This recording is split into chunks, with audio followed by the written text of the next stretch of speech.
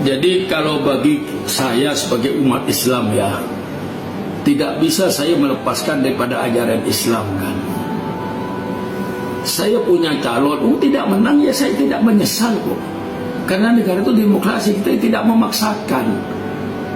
Nah, cuman dalam ajaran Islam itu memilih pemimpin itu kan ada garisnya, ada aturannya pemimpin.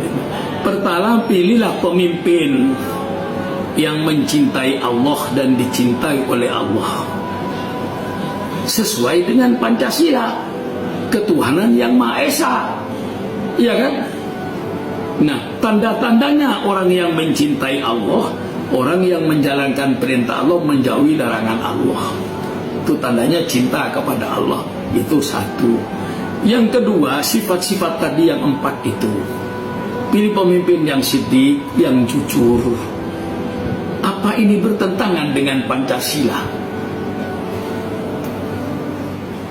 Apa ini bertentangan dengan Undang-Undang Dasar 45?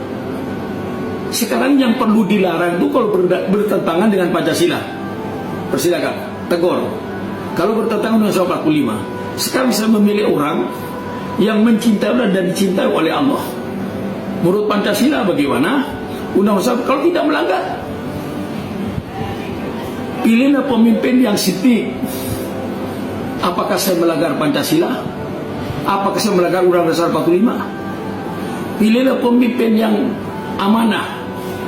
Apakah saya melanggar Pancasila? Apakah saya melanggar Undang-Undang Dasar 45? Pilih pemimpin yang tabligh, transparan sebenarnya itu kalau sekarang ini. Tabligh menyampaikan kebenaran, transparan. Apa saya tidak boleh milih pemimpin yang transparan? Milih pemimpin yang fatonah, yang cerdas. Apa tidak boleh? Nah, inilah secara globalnya. Nanti perinciannya tidak itu saja. Milih pemimpin juga yang dalam fatona pengertian mereka juga mengerti persoalan politik nasional. Tidak cukup pemimpin Indonesia ini cuma mengerti persoalan politik nasional, tidak cukup. Harus juga mengerti persoalan politik internasional. Bisa menanggapi gejala-gejala yang ada di dunia ini sebagai seorang presiden Indonesia.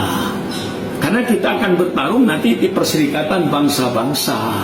Nah, kalau kita bertarung sama bangsa-bangsa, seorang presiden Indonesia harus mengerti persoalan internasional dan menguasai bahasa Inggris yang bagus.